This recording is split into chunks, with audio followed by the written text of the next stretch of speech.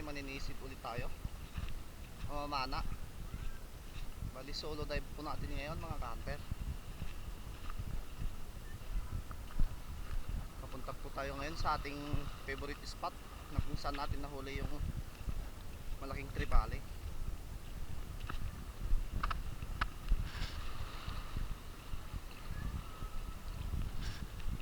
Medyo malayo-layo ang ating nilakad mga camper. Wala po doon. At ang ating spot ay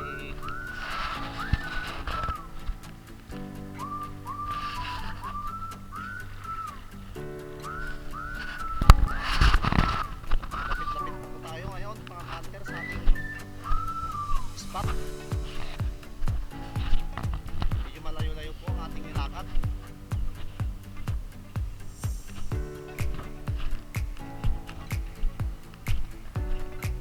Medyo kalma po ang tubig ngayon camper. Kaya sana mahuli tayo ulit ng kahit pang ulam man lang.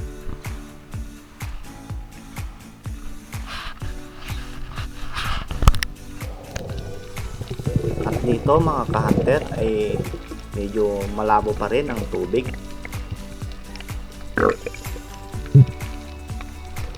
Ang gamit pala nating pana mga ka-hunter ay 140 cm lang po at DIY lang po natin yan. At dito ay papunta na tayo doon sa malalim na part.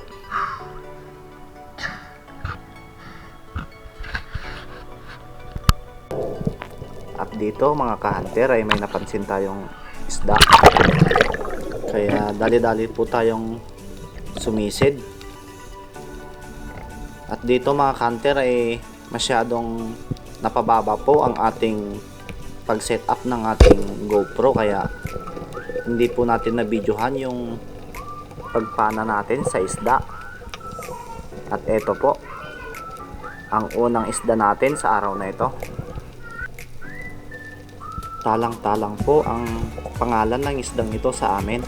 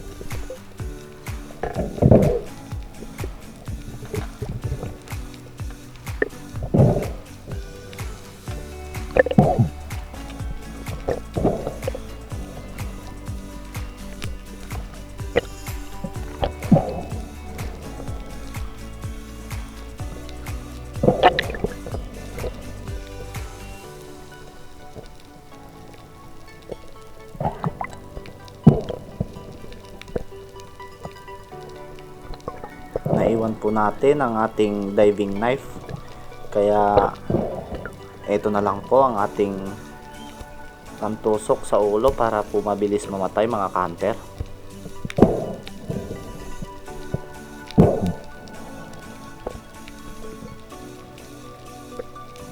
At ayan, secured na po ang unang isda natin sa araw na ito. At dito sa bandang unahan mga ka-hunter nag-try po tayong mag-ambush.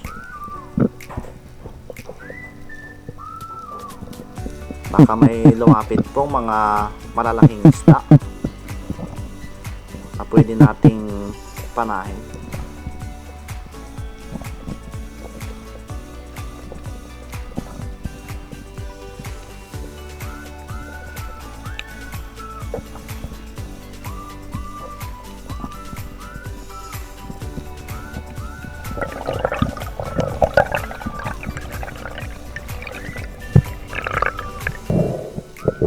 At dito mga ka-hunter, napansin nating ang daming maliliit na isda.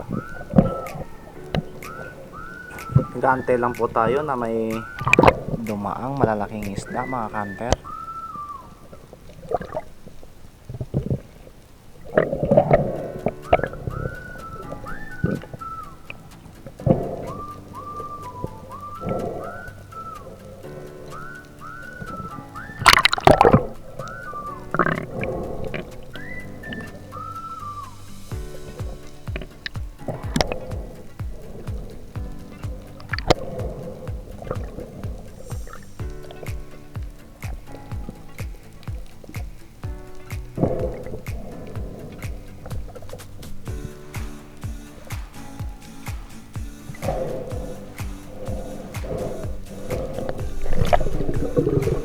At dito mga ka-hunter, may dumaang dalawang GT o Giant Trevally. Talakitok po mga ka-hunter. Kaso mahiyain po ata mga ka-hunter, ayaw lumapit.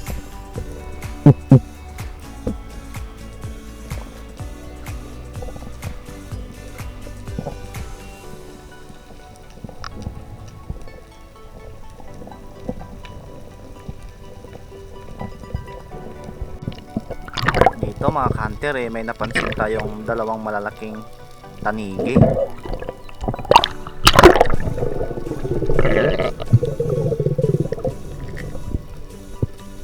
Pasensya na po kung hindi makita yung pinapana natin kasi mali po yung pag set up ng GoPro natin mga ka-hunter.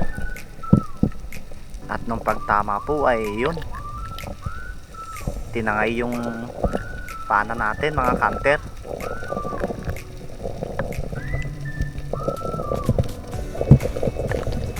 Pati po yung buya natin mga ka-hunter tinangay na, kaya hinabol natin mga ka-hunter. Ang bilis mga ka-hunter, hindi natin maabutan,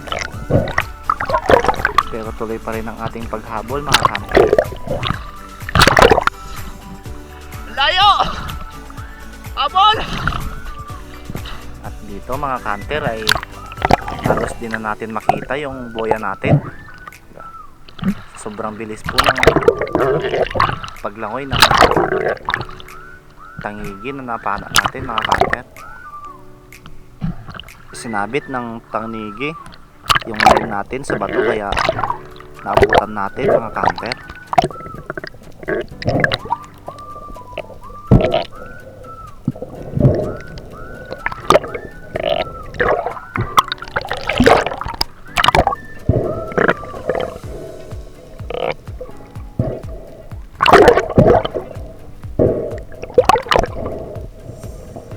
Malalim na dito mga ka-hunter, nasa 25 meters na po yung lalim nito.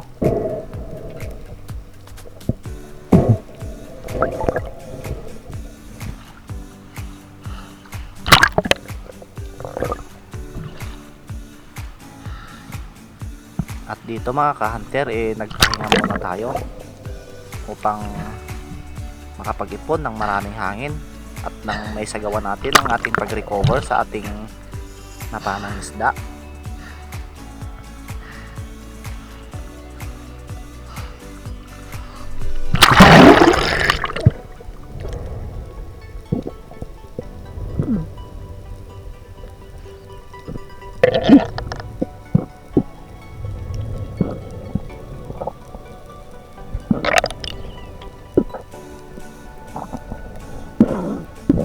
At dito mga ka-hunter, habang pababa tayo napansin kong alanganin ang tama ng isda, kaya hinawakan natin ang buntot ng isda upang hindi na makawala.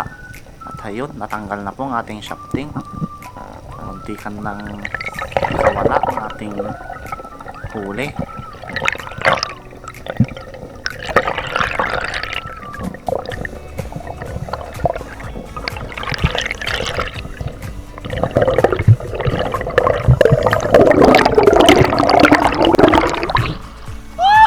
Muntik pag nakawala. Woo! Woo! Woo!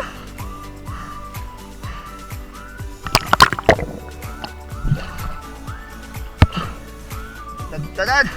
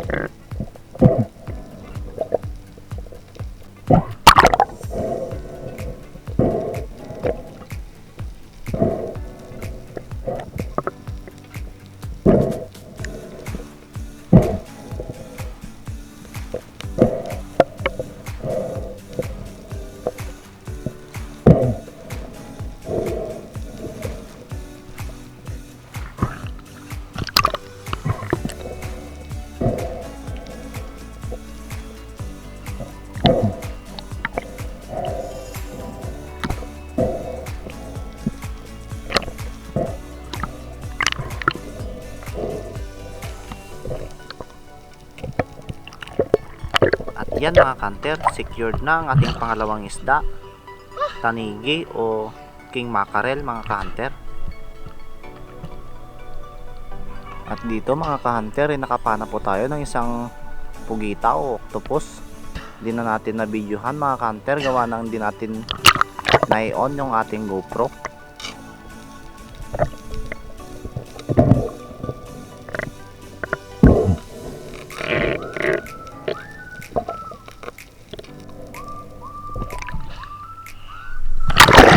Ito ang ating pangatlong huli sa araw na ito mga ka-hunter.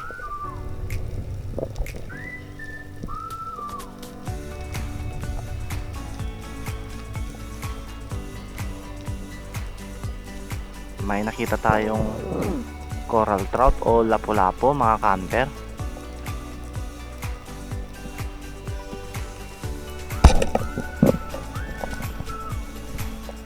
Ayun, tinamaan natin mga ka-hunter.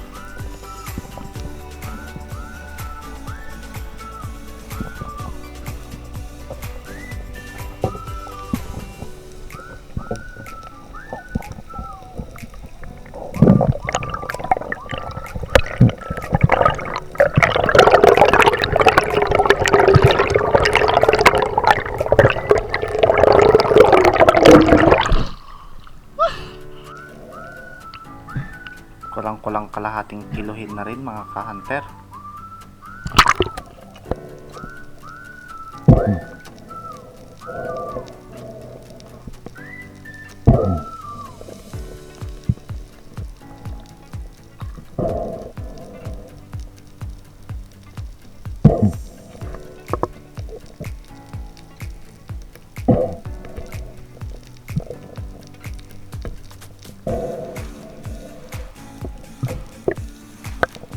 At ayan, secured na ang ating pang-apat na huli ngayong araw na ito mga ka-hunter.